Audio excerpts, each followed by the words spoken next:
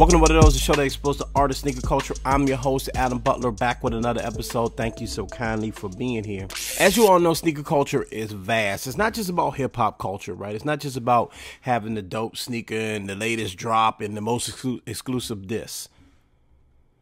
Sneaker culture is about connectivity, and sneaker culture expands all realms. It's even in the corporate world. And that's where our guest comes in today. She's going to explain how sneaker culture and the corporate culture connect. I got Julia Rock in the building of Rock Career Development. Now, what she does is help former pro basketball players, pro athletes, especially pro athletes of color, transition into their next career. It's really, really dope. I think it's a really, really cool just lane that she's in. And of course, she's a big time sneakerhead. She's going to talk about her business. She's going to talk about her love for sneakers. And she's also going to talk about how sneakers are going into the boardroom. Let's jump right into it. Thank you so much for joining the show. Thank you so much. I'm excited to be here. Thank you. Definitely. I was talking to you off mic, and I it's just so much I want to talk to you about. I think what you're doing is so interesting, but I have to start with the simple question. Okay. Where did your love for sneakers come from? Whew. So it came from my older brother. So my older brother, he was into sneakers. And when he finally got old enough to afford sneakers, I would watch the stuff that he would buy because we grew up poor. So there wasn't a lot of sneakers that we were getting. My sneakers were coming from Payless and Stride Right in Brooklyn. So I'm from Brownsville, Brooklyn. Right. And so that's the heat that I was able to get was the stuff at Payless. But then when my brother finally started working, then he was able to get Jordans and stuff. And so I started to see what he would get. And I'm like, I want cool sneakers too. And then my sister got LA Gears and, the light up sole and all that kind of stuff. And I just thought it was the coolest thing with these light up soles. And so just seeing what my siblings got, that's really what kind of got me into it. And then obviously I was poor. So it's not until I got older that I could afford to buy it. But that's really just seeing what my older brother and sister got. And I just kind of fell in love from there. I think that's the dopest thing about sneaker culture, right? Because our stories are always the same, right? Now, there's some people that come from, wealth or what have you, and we're able to get things. But for most of us, it was, man, I had maybe one or two when I was younger. As I got older, I figured out ways to get them. But man, I had those Payless, I had those LA Gears, I had those. And that's why I still appreciate some of those brands, right? Payless doesn't exist anymore, but that's why I appreciate some of like the smaller brands, the Reeboks and the Fila and stuff like that, because that's really what we grew up on. We had our Jordan, sure, but like the smaller brands, and I hate to call them the smaller brands, but you know what I mean by that. Right, yeah. Those are the ones we really rocked, and that really showed like how creative we can be by taking something that people would want to make fun of, to be honest with you, and making it like super cool, Absolutely. And I'll tell you, one of my proudest moments was when I was younger and my parents bought me this really dope pair of sneakers from Payless because they kind of looked like they could have been a real brand. And the kids at school were like, yo, your sneakers are cool. And I felt so hyped knowing these were Payless brand. Mm-hmm. One kid figured it out, but everybody else was just like, yo, your sneakers are so cool, Julie. I felt like a somebody for one day that I wore these sneakers and that nobody really knew that they were from Payless. And I felt like I was really cool. And so, like you said, those are the brands we grew up on, or some of these smaller kind of unknown brands, until we can, get older and afford like the expensive stuff. We couldn't all afford many ones or threes back in the day, Right. That's the best part about it. I want to talk about what you do, and I want to spend some time on that because I think it's really, really, really dope. And the shouts to the Up On Game Network where this show airs.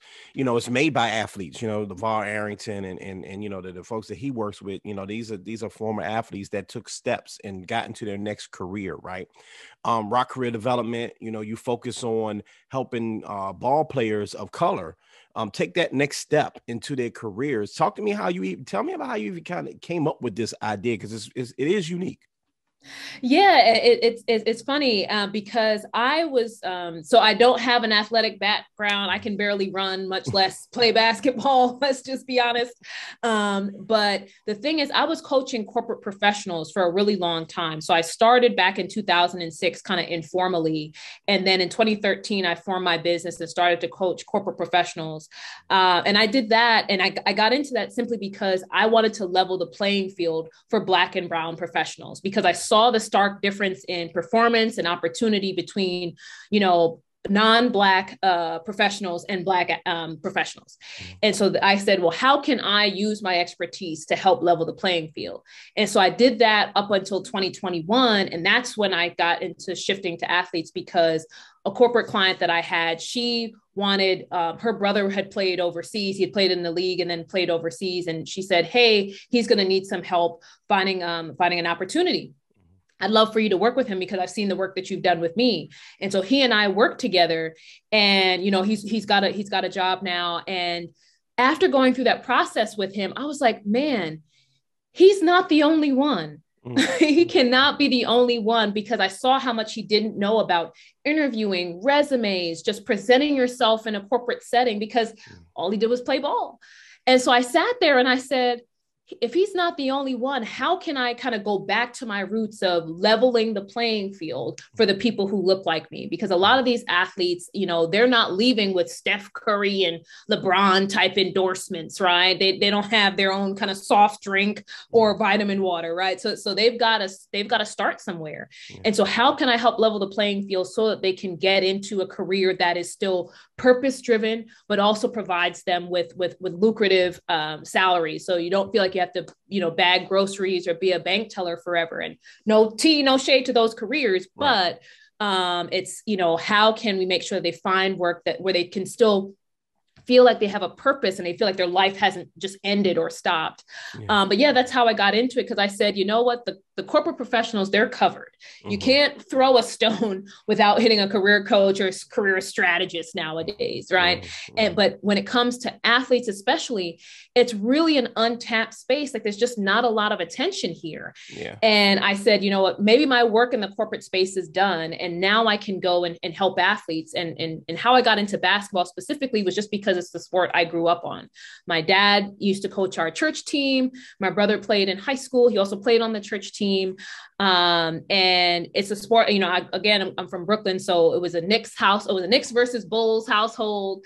And my brother was in a college ball. So I used to watch college ball with him, and he was also into women's ball as well. And so I would watch that with him. And so I grew up on the sport, and I said, this is the sport that I feel most attached to. And I think that, you know, if I niche down and start here, I can always expand later. But how about starting with a sport that I really love? Yeah, I think that's super cool. You know, the first time I ever thought about an athlete post in this case NFL career that wasn't necessarily a superstar in the league, a popular player, but you know, wasn't going to get all those endorsements like you talk about, wasn't going to get a job on like, you know, ESPN just because he was a star, right?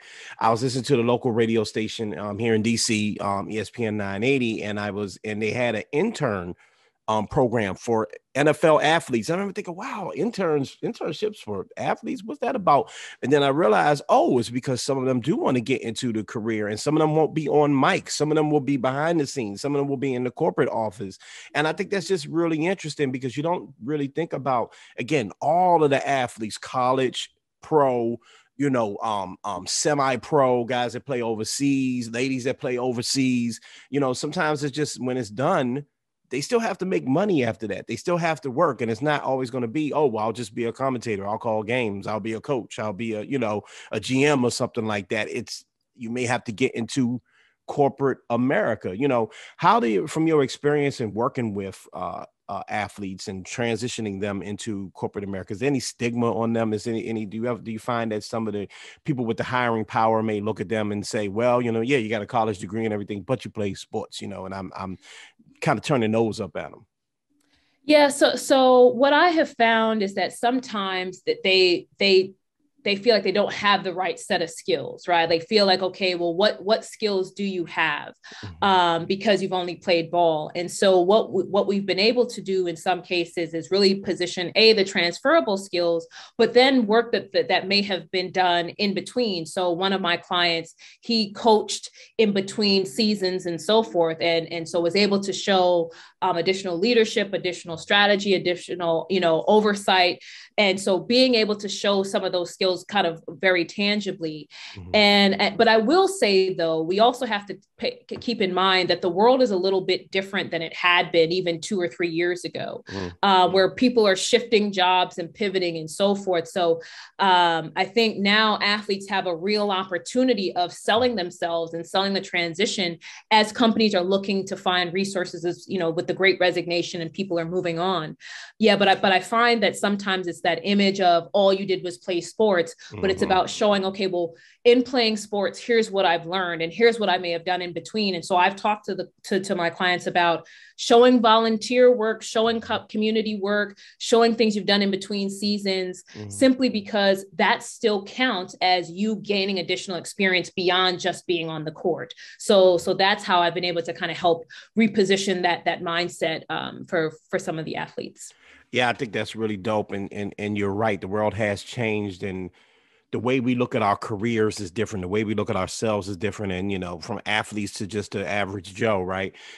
People kind of look at themselves as I have multiple skills and I can do multiple things, right? And that's why I like that whole I'm more than an athlete movement and things like that, because it's people saying I'm a person first. Yes, my career has been NFL player, NBA player, tennis star, what have you, but I'm also a person. I do this, I do that. I have, the side hustles, if you want to call them that, right? And one thing I think is really interesting is, with Twitter introducing, well, really, it started off with Clubhouse and now Twitter with the spaces, right? And that's how you and I connected through Kanika. Shouts out to Kanika, who's like the spaces queen right now, right? Twitter spaces queen, Kanika Tolver, man. I tell you. Shouts out to her. And shouts out to you as well, and all of the people that's really taking advantage of that platform, because what it's done is allow people to come in and really share their experiences. I know that you and Kanika really deal with like job growth and job development. There's sneaker spaces, there are things like that.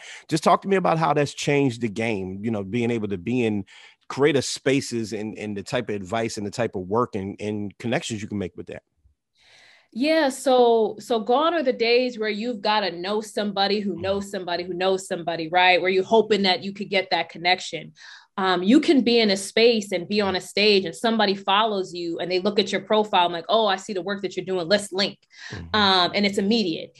And so it's kind of taken some of those barriers down, because you can have very prominent people from different brands who are there, who've heard what you've had to say, and somebody slides in your DMs or they follow you and you create connections that way. So I think the networking game has changed, and the way that you can get opportunity has changed. You don't have to just, I know some people live by the cold email or cold call, but with a place like Twitter Spaces, especially if you have a certain level of expertise, you can get on a stage there and get in front of hundreds of people immediately. So people who either need your services or a brand who's looking, for the work that you do and need a person to come in and help them, it's immediate. And so that's really, really changed the game. And it just builds your visibility. And so again, if you're an expert and potentially an unknown expert, getting on a few Twitter space stages, can easily have you go from 0 to 100 real quick, because people will share the space. And now that they've offered the recording option for everybody, now, maybe only 300 people heard it at the time, but people are replaying it. Thousands of people are replaying it afterwards. I think one of the spaces that I did with Kanika, I think was 3,000 or 4,000 people tuned in. And so you have to think of how quickly the barriers can come down in terms of making connections and meeting people and getting opportunities. You don't have to wait for someone to respond to your proposal email or your cold call, VM. I mean, it's like at this point, things can happen a lot faster for you. The world is changing rapidly, and I mentioned that we connected through spaces, and mind you, I'm friends with Kanika, and I was in there too. And I was supposed to do her sneaker spaces, but I was out. I had a weird conflict in my schedule, so I wasn't able to do it, but I still was able to like tune in to some of her newer ones. We connected over sneakers, right? Right. So let's talk about sneakers, right? Let's get into Yes. that a little bit, because again, you deal with a lot of people in corporate America, you know, and getting people. I'm starting to notice, you know, I'm be honest with you, my day job is with GovExec Media. We cover federal news. I do a podcast for them where I cover federal news. I have not worn a pair of hard bottoms to work since I've been there, and I've been there too. Now, mind you, a lot of time at home for the pandemic, when I was going into the office, I did not wear a pair of hard bottoms or dress shoes to work once. In fact, shouts out to my old boss, Catherine. When they hired me, they shout out, you know, the Twitter, hey, welcome Adam to the company thing. It was like, hey, this is our resident sneaker guy. So the world's changing, right? Talk to me about how like sneakers and streetwear culture is sort of blended into like the workplace.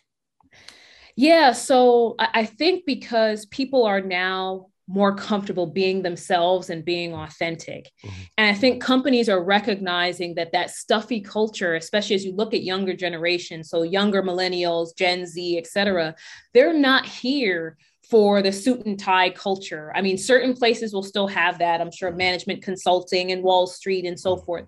But for a lot of these different industries that are popping now, and opportunities and companies who are trying to remain relevant, they realize that they can't stick to the old vibe, because people don't in their daily lives want to wear suits and ties and dress shoes. And like, I mean, that's for church and weddings and funerals, right? Like they're not trying to do that every day.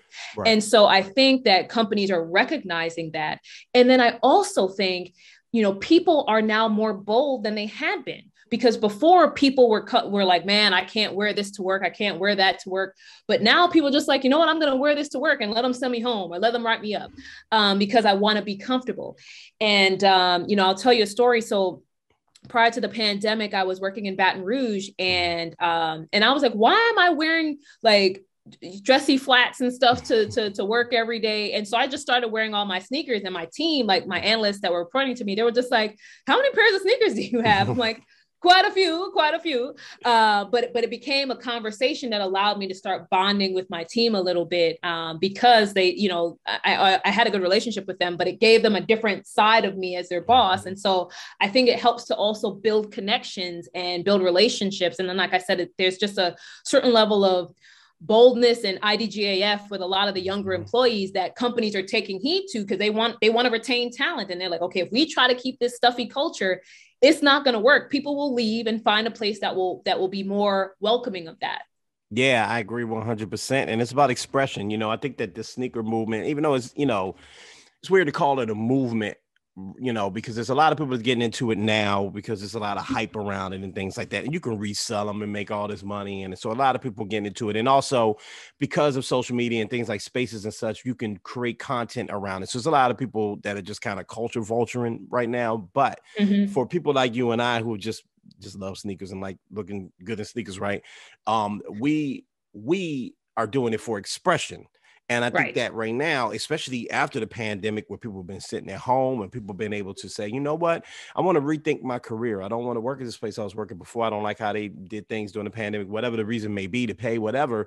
Now they moved on and they're more like a free agent, speaking of sports and speaking of the athletes that you work with, right? A lot of these guys and ladies were able to say, hey, look, what can you do for me? You know, not just what can I do for you? What can you do for me? And if you're going to take me, you're going to take my authentic self. You know, you're going to take, if I'm, you know, Draymond Green and and he ends up being a free agent, you know, you're getting Draymond Green. You're not going to try to transform Draymond Green, right? And it's the same thing with just someone that's, you know, that's in the position of being able to select the job that they want, right? Hey, I dress like this. Now, mind you, being inappropriate, like you mentioned, is not the move. But hey, you know, the sneakers may be that part of the person's personality. And like you said, it's a great conversation piece. To me, I think that's the coolest part about being a sneakerhead, the conversation piece, right? Absolutely. Because, you know, when you see somebody in a dope pair of sneakers, it's like, yo, where did you get those? Or, you know, that's one of my favorite pairs or something. And you start a conversation. Yeah. So for example, I have a pair of Dornbecker Air Max 95s. And I went to some event somewhere and I went into like the coffee shop up the street and the guy's like, yo, you have the Dornbeckers. And it just started this whole, never met the man a day in my life. And it just starts a conversation. And so sneakers sneakers are a way that brings people together from all walks of life, from small towns to big cities and everything in between. That's one thing that can bond people. And like I said, it's truly a conversation starter that can take a relationship from whether it's a business relationship or any other kind. It's like you can start a conversation with a pair of sneakers. It's a hell of a tool. And that's why I wanted to have you on. I'm so happy you came on, because again, this is one of those things like, I'm just a sneaker guy with the little sneaker podcast. And here I am, conversing with you through Kanika and others just because of a Twitter space that had nothing to do with sneakers. But then we realized, hey, you're in the sneakers and you have a dope company. Thank you so much. Yeah. Before you roll out though, just let the people know how they can find you. How can they find your organization, and what do you have coming up? Oh, absolutely. So in terms of what I have coming up, I'm actually working on launching a group coaching program, a group career coaching program for basketball athletes, launching in the second quarter. And it's a 60-day program to help athletes kind of from a foundational perspective of mindset for them to be able to successfully shift into careers off the court. So like I said, that's launching in the second quarter. So folks can go to rockcareer.com to learn more about it, and also just learn more about me and my business. But where can people find me outside of the website? I'm on Twitter and Instagram at @TheJuliaRock. Try to be consistent with the branding. So at @TheJuliaRock, or they can follow my company at Rock Career on both Twitter and Instagram. Julia, thank you so much. Thank you. I'm so excited to be here. Thank you again for selecting me to be here. I'm excited we had a chance to chat. Thank you so much. Big shout out to Julia. Thank you for joining the show. Big shout outs to all you guys for tuning in. We really appreciate you all. Got more dope guests coming up, so keep it locked with me. Keep it locked with the OMF family. Keep it locked with the Up On Game Network.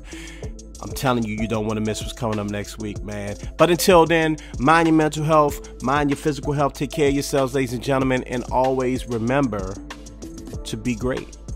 I'm up out of here.